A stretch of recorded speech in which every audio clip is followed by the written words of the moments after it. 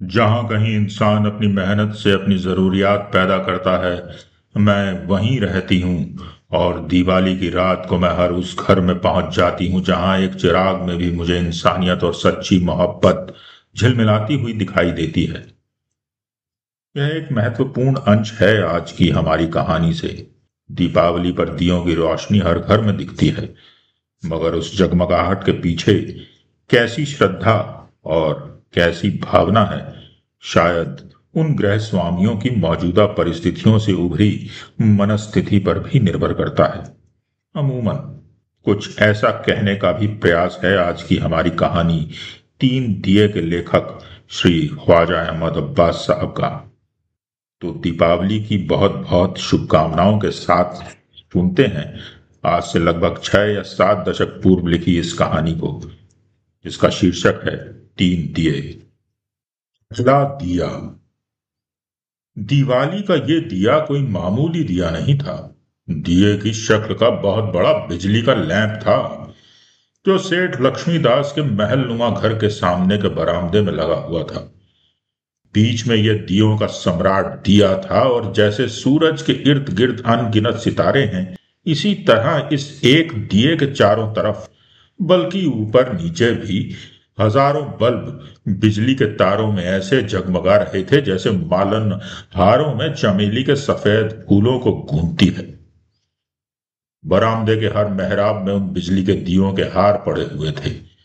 छत के कुंगूरों के साथ साथ सितारों से भी ज्यादा जगमगाते हुए कुमकुमों की झालरें झूल रही थी। संगमरमर के हर सुतून पर बिजली के तार की बेल चढ़ी हुई थी, और इसमें पके हुए अंगूरों की तरह लाल, हरे, नीले, पीले बल्ब लगे हुए थे। सारे घर में कुछ नहीं तो 10,000 बिजली के ये दिए शाम से ही दिवाली का ऐलान कर रहे थे, देवी लक्ष्मी का इंतजार कर रहे थे। मगर इन सब में सबसे ज्यादा नुमाया वो एक ही दिया था, देवी का सम्राट, जो अपनी रोशनी से शाम के धुंधलके को दोपहर की तरह रोशन किए हुए था। ये दिया सेठ लक्ष्मीदास अमेरिका से लाए थे, जब वो वहां अपनी कंपनी के लिए बिजली का सामान खरीदने गए थे। दरअसल ये देवी का सम्राट उन्हें जाती कमीशन के तौर पर भेंट किया गया था, माल सप्लाई वाले अमेरिकन इलेक्ट्रिक कंपनी की तरफ से। और इसको देखते ही सेठ लक्ष्मीदास ने सोच लिया था कि अब की बार दिवाली पर यह अमेरिकन दिया ही देवी लक्ष्मी का स्वागत करेगा। और आज शाम ही से यह दिया अपनी भड़कीली अमरीकी शान से जल रहा था। इसके चारों तरफ 10,000 और रोशनियां जगमगा रही थी।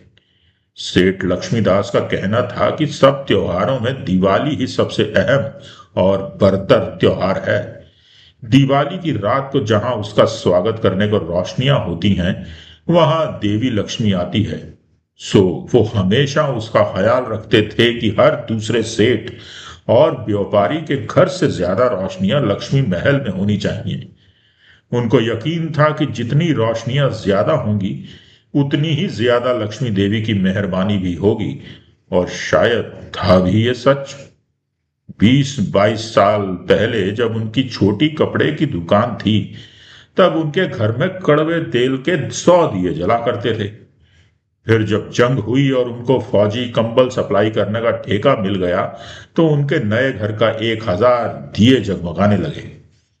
फिर जब आजादी आई और सेठ लक्ष्मीदास को एक बहुत बड़े डैम बनाने के लिए मजदूर सप्लाई करने का ठेका मिल गया, तो दिवाली की रात को उनके बंगले पर 5,000 बिजली के बल्ब जगमगा उठे। और इस साल, जबकि उन्होंने एक अमेरिकन कंपनी के साथ मिलकर कई करोड़ रुपए का कारखाना कायम किया था, जिसमें उन्हें लाखों रुपए महीने की आमदनी की उम्मीद थी, अगर इनकम टैक्स अफसर कोई गड़बड़ ना करे तो। इस मर्तबा तो उन्होंने अपने लक्ष्मी महल में ऐसी रोशनी की थी कि एक बार तो देवी लक्ष्मी की आंखें भी चकाचौंध हो जाती। इतनी बहुत रोशनियां, और खुसूसन अमेरिकन देवी के सम्राट को देखकर देवी खुश हो गई, तो कौन जानता है अगली दिवाली तक सेठ जी 5-6 और कारखाने और 2-4 बैंक खरीदने के काबिल हो जाएं। हाँ, तो दिवाली की रात थी और सेठ साहब इलेक्ट्रिकल इंजीनियर को हिदायत दे रहे थे कि बिजली के कनेक्शन और फ्यूज वगैरह का खास ख्याल रखें, क्योंकि किसी की भूल से एक सेकंड के लिए भी बिजली फेल होकर अंधेरा हो गया तो खतरा है कि देवी लक्ष्मी नाखुश होकर इस घर से हमेशा के लिए ना चली जाएं। इसलिए इलेक्ट्रिकल इंजीनियर ने एक जनरेटर भी लगाया हुआ था, ताकि पावर के करंट में कोई गड़बड़ हो तो जनरेटर से बनाई हुई बिजली काम आए। यकायक सेठ साहब को ऐसा महसूस हुआ कि जैसे महल भर में लगे हुए सारे बिजली के कुमकों की रोशनी और तेज हो गई हो। देवी लक्ष्मी आ गई। उन्होंने खुश होकर कहा, मगर इंजीनियर ने समझाया कि करंट के घटने बढ़ने से कभी कभी ऐसा होता है कि रोशनी ज्यादा या कम हो जाती है। तो फिर तुम्हारी ड्यूटी यह है कि देखते रहो कि रोशनी ज्यादा होती रहे, एक पल के लिए भी कम ना हो। ये कहकर सेठ साहब बरामदे की संगमरमर की सीढ़ियां उतरकर बाग की तरफ आ रहे थे, जहां हर पेड़ की शाखों में जगमगाते हुए फल झूल रहे थे कि उन्होंने एक औरत को सड़क पर खड़ा देखा। औरत गांव से आई लगती थी। उसके बदन पर मैला घाघरा था, जिसका रंग कभी लाल रहा होगा। उसी रंग की चोली थी और सर पर ओढ़नी थी, वो भी मोटे लाल खद्दर की, मगर छिपी हुई। अपने सर पर वो मैले कुचेले चीथड़े में लिपटी हुई एक गठरी उठाए खड़ी थी। उसके कपड़े न सिर्फ मैले थे, बल्कि फटे पुराने पैबंद भी लगे थे। कोई गरीब भिखारन लगती है, सेठ लक्ष्मीदास ने दिल में सोचा। क्यों माई, क्या चाहिए? उन्होंने सीढ़ियां उतरते पूछा, और करीब जाने पर उन्होंने देखा कि औरत गरीब सही मगर जवान है, और रंगत सांवली होने पर भी खूबसूरत है। एक रात कहीं ठहरने का ठिकाना चाहिए सेठ जी, बड़ी दूर से आई हूं। ना बाबा, माफ करो, वो जल्दी से बोली। मन ही मन उन्होंने सोच लिया था कि एक अनजानी गरीब औरत को रात भर के लिए घर में रखने का क्या नतीजा होगा। हो सकता है कि रातों रात घर से रुपया पैसा या जेवर चुना सोना चुरा कर भाग जाए। हो सकता है कि उसे ब्लैकमेल करके रुपया वसूल करे। सेठ जी का लड़का जवान था, वो कहीं इस अनजानी औरत के चक्कर में ना आ जाए। फिर भी उन्होंने सोचा, दिवाली की रात है, किसी भिखारन को धुतकारना भी नहीं चाहिए। भूखी हो तो खाना खिलवाए देता हूं, लड्डू पूरी जो जी चाहे खाओ। मैं भिखारन नहीं हूं सेठ जी। उसने अपने सर पर धरी हुई गठरी की तरफ इशारा करते हुए जवाब दिया। मेरे पास खाने को बहुत कुछ है। मकई की रोटी है, चने का साग है, गांव का असली घी है, दही है, दूध है। आपके सारे घर को पेट भर खिला सकती हूं। मुझे तो बस रात भर ठहरने का ठिकाना चाहिए। इसकी हाजिर जवाबी से सेठ जी और घबरा गए। उन्होंने सोचा, एक मामूली गांव की औरत की हिम्मत नहीं हो सकती कि यूं सवाल जवाब करे। कहीं ये औरत इनकम टैक्स वालों की सीआईडी तो नहीं है? ना बाबा, माफ करो, हमारे घर में जगह नहीं है, कोई दूसरा घर देख लो। तो फिर दूसरा ही घर देखना पड़ेगा सेठ जी, ये कहा, और वो औरत अपनी गठरी संभालती हुई चली गई। सेठ जी मुड़कर सीढ़ियां चढ़ते हुए वापस बरामदे में जा रहे थे कि उन्होंने महसूस किया कि इस अमेरिकन दिए की रोशनी कुछ पीली पड़ती जा रही है। यह पावर हाउस का करंट फिर नीचे आ रहा, और फिर चिल्लाकर कहा, इंजीनियर, जनरेटर तैयार रखो, दिए बुझने ना पाए। इलेक्ट्रिकल इंजीनियर भागता हुआ आया और उसने कहा, सेठ जी, करंट बिल्कुल ठीक आ रहा है, वैसे जनरेटर भी तैयार है, आप बिल्कुल ना घबराएं। घबराऊं कैसे नहीं? सेठ जी का दिल न जाने क्यों एक अजीब बेचैनी से धड़क रहा था। जानते नहीं, दिवाली की रात है, एक पल को भी अंधेरा हो गया और वही देवी के आने का समय हुआ, और देवी रूठ कर कहीं और चली गई तो तो दूसरा दिया। इनकम टैक्स अफसर लक्ष्मीकांत तेल की बोतल लेकर अपने फ्लैट की बालकनी में निकला तो उसने देखा कि सामने सेठ लक्ष्मीदास का महल बिजली की रोशनियों से जगमगा रहा है। हाँ, क्यों ना हो, उसने सोचा। करोड़ों रुपया ब्लैक का जो मौजूद रखा है, 10,000 क्या, 10 लाख बिजली के बल्ब लगा सकता है। फिर उसने देखा कि उसकी अपनी बालकनी की मुंडेर पर जो 100 दिए उसने सजा रखे हैं, उनमें से एक दिए की लौ धीमी हुई जा रही है। उसने घबरा कर सोचा, कहीं दिया बुझ न जाए, शगुन बुरा हो जाएगा। और जल्दी से अपने बोतल का तेल दिए में उलट दिया। दिया सलाई से लौ भी ऊपर की तो उसे ऐसा लगा कि न सिर्फ इस दिए की बल्कि 100 के 100 दियों की रोशनी एकदम से तेज हो गई है। धन्य हो देवी, उसने दीवार पर लक्ष्मी की तस्वीर के आगे प्रणाम करते हुए कहा। इस बरस तो तुम्हारी बड़ी कृपा रही है। फिर उसने कुर्सी पर आराम से बैठकर अपना जासूसी नावल उठाया जो खत्म के करीब था और जिसका हीरो उस वक्त डाकुओं की सुनहरी टोली के पंजे में फंसा हुआ था। दरवाजे की घंटी बजी तो रसोई में से इसकी बीवी चिल्लाई, अजियो, जरा देखना तो कौन है। मंगू से कहो ना देखे कौन है, उसने नावल से नजर उठाए बगैर जवाब दिया। मंगू को मैंने बाजार भेजा है मिठाई लेने, रसोई से आवाज आई। तो गंगा को भेजो। गंगा उनके यहां बर्तन मांजने पर मुलाजिम थी और सुबह शाम काम करने आती थी। गंगा मुर्दार तो आज छुट्टी बना रही है, कहती थी बाई हमारी भी आज दिवाली है, आज हम काम नहीं करेंगे। सो मैंने भी चुड़ैल को खड़े खड़े निकाल दिया। घंटी एक बार फिर बजी। अच्छा अब तुम ही उठ जाओ ना, जरूर सेठ जी के यहां से मिठाई आई होगी। क्या सिर्फ मिठाई ही आई है या कुछ और, उसने उठते हुए पूछा। मगर जब उसने दरवाजा खोला तो सेठ जी का मुलाजिम नहीं है, एक औरत खड़ी है। औरत सूरत से गंवार लगती थी, कपड़े भी फटे पुराने थे। सर पर एक मैले से चीथड़े में लिपटी हुई एक गठरी थी, मगर थी जवान और खूबसूरत। लक्ष्मीकांत ने दिल ही में सोचा, जवानी और खूबसूरती पर भी इनकम टैक्स लगाना चाहिए। मगर ऊंची आवाज से उसने पूछा, क्यों, क्या चाहिए। बाबूजी बड़ी दूर से आई हूं, घर लौटने का समय नहीं रहा, एक रात को ठहरने का ठिकाना मिल जाए तो बड़ी कृपा होगी, मैं कहीं कोने में पड़ी रहूंगी। लक्ष्मीकांत ने एक बार फिर उस औरत की जवानी का जायजा लिया, फिर मुड़कर कनखियों से रसोई की तरफ देखा जहां उसकी बीवी बैठी पूरियां तल रही थी। लाजो मोटी थी, उसके मुंह पर चेचक के निशान भी थे, मगर वो जहेज में 10,000 नगद लाई थी। उसके सब रिश्तेदारों ने मुबारकबाद देकर कहा था, लक्ष्मीकांत सचमुच तेरे घर में तो लक्ष्मी आई है।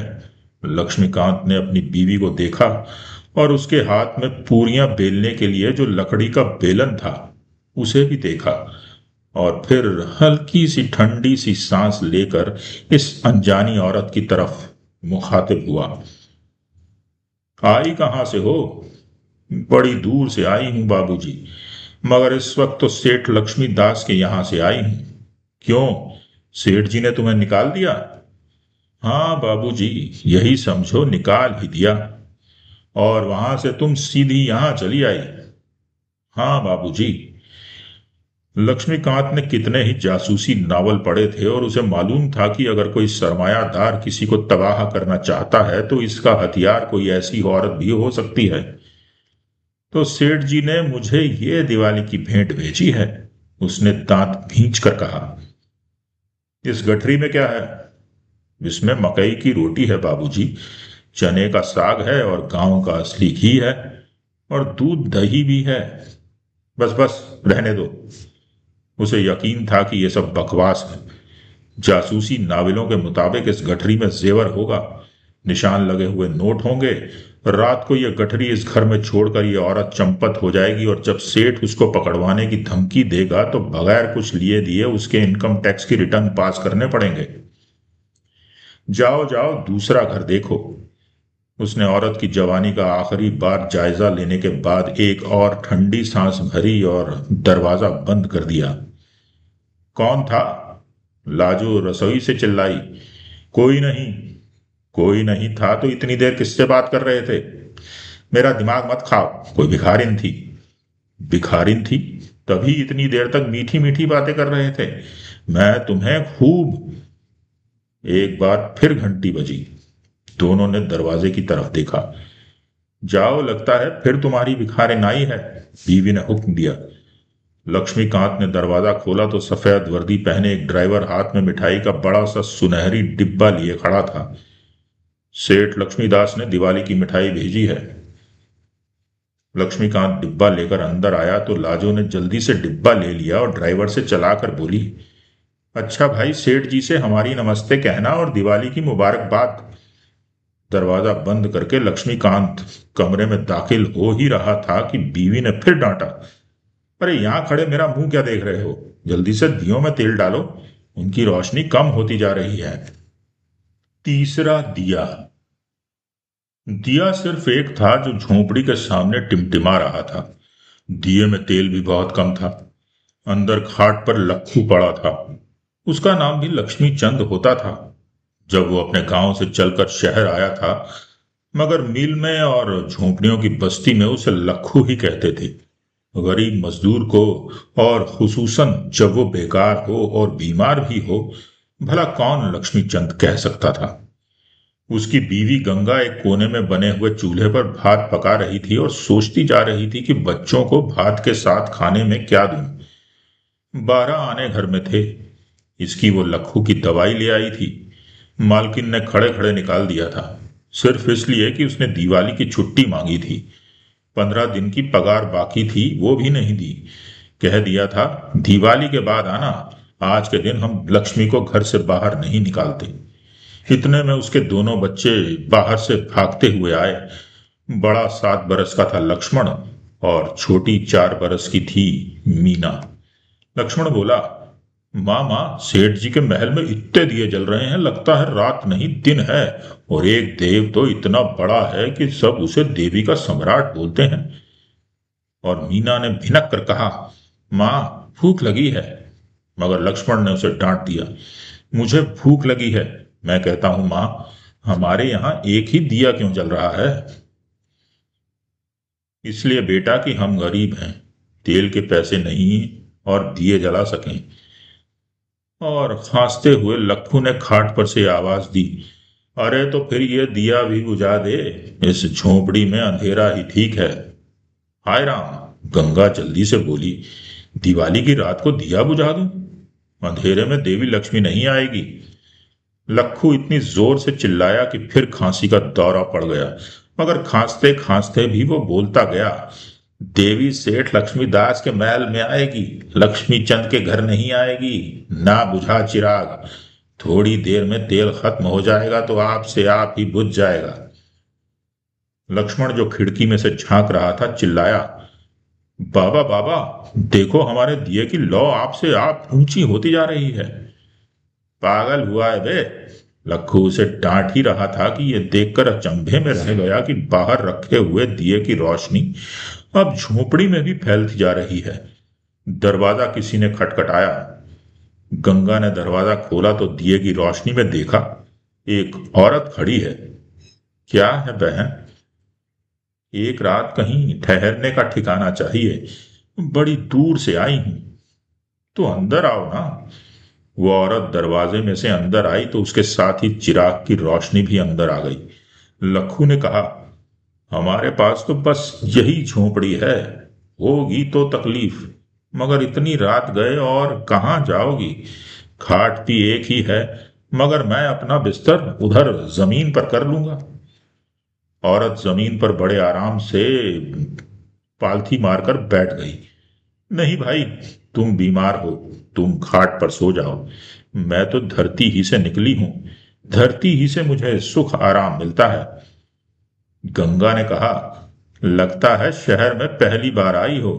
कहो, दिवाली की रोशनियां देखी? हाँ, औरत ने थकी हुई सी ठंडी सांस भरते हुए कहा, दिवाली की रोशनियां भी देखी, दिवाली का अंधेरा भी देखा। गंगा इसका मतलब ना समझी। लक्खू भी खाट पर पड़ा सोचता रहा, ये औरत तो कोई बड़ी ही अनोखी बातें करती है। और उसने दफतन महसूस किया कि जैसे उसकी छाती पर से खांसी का बोझ आप से आप उतर गया हो। वो जो 7 दिन से खाट पर पड़ा था, बेसहारा उठकर खड़ा हो गया और बोला, गंगा, आज तो मुझे भी भूख लगी है, निकाल खाना मेहमान के लिए भी। गंगा ने हांडी चूल्हे पर से उतारते हुए शर्मिंदा होकर कहा, भात तो है मगर साथ खाने के लिए कुछ नहीं है। न जाने तुम सूखा भात खा भी सकोगी बहन। तुम मेरी फिक्र ना करो, औरत ने अपनी गठरी सामने रखते हुए जवाब दिया। मेरे पास सब कुछ है। दरअसल ये मैं तुम्हारे लिए ही लाई थी। हमारे लिए? पर तुम तो हमें जानती ही नहीं थी। मैं तुम्हें बहुत अच्छी तरह जानती हूं बहन। लखू भाई को भी, लक्ष्मण और मीना को भी। ये कहकर उसने गठरी खोली तो खाने की खुशबू सूंघ कर बच्चे उसके पास आ गए। इसमें क्या है? लखू ने खाट से उतरकर चूल्हे के पास बैठते हुए कहा। औरत ने एक एक चीज निकालकर उनके सामने रख दी। ये मकई की रोटियां मक्खन लगी हुई हैं। ये है चने का साग। ये है गांव का असली घी। और ये है दिवाली की मिठाई, असली खोए के पेड़े। ये है दही। और इस लुटिया में बच्चों के लिए गाय का दूध भी है। शहर की तरह पानी मिला नहीं है। और ये सुनकर सब हंस पड़े। मगर इतना बहुत खाना देखकर लखू की आंखों में खुशी के आंसू आ गए। रोटी का लुकमा बनाते हुए बोला, ये सब हो तो फिर आदमी को और क्या चाहिए। वो खाना खाते जा रहे थे और इस अनजानी औरत की तरफ कनखियों से देखते जा रहे थे, जो न जाने कहां से उनके लिए ये सारी नेमतें लेकर आई थी। खाना खाकर वो सब आराम से बैठे, तब गंगा ने कहा, बहन, आज तुम्हारी बदौलत हमारी दिवाली हो गई। और लखू हंसकर बोला, नहीं तो दिवाला ही दिवाला था। तुम्हारा शुक्रिया कैसे अदा करें बहन। हमें तो तुम्हारी पूजा करनी चाहिए। और औरत ने कहा, शुक्रिया तो मुझे तुम्हारा अदा करना चाहिए। मैं इस सारे शहर में फिरी, मगर किसी ने मुझे रात भर के लिए आसरा नहीं दिया, सिवाय तुम्हारे। सब महलों के, सब बंगलों के दरवाजे बंद थे। मेरे लिए खुला था तो सिर्फ तुम्हारी झोंपड़ी का दरवाजा। अब मैं हर बरस तुम्हारे यहां आया करूंगी दिवाली पर। गंगा ने कहा, बहन, तुम कल सवेरे चली जाओगी तो हम तुम्हें याद कैसे रखेंगे। हमें तो ये भी नहीं मालूम कि तुम हो कौन, कहां से आई हो। और उसका जवाब सुनकर वो सब बड़ी गहरी सोच में पड़ गए। उस औरत ने कहा, मैं यहीं तुम लोगों के पास रहती हूँ। मैं उन खेतों के पास रहती हूँ जहां लखू भैया के बाबा अनाज उगाया करते थे। और मैं उस कारखाने में भी रहती हूँ जहां लखू भैया मशीनों से कपड़ा बनाते हैं। जहां कहीं इंसान अपनी मेहनत से अपनी जरूरियात पैदा करता है, मैं वहीं रहती हूँ।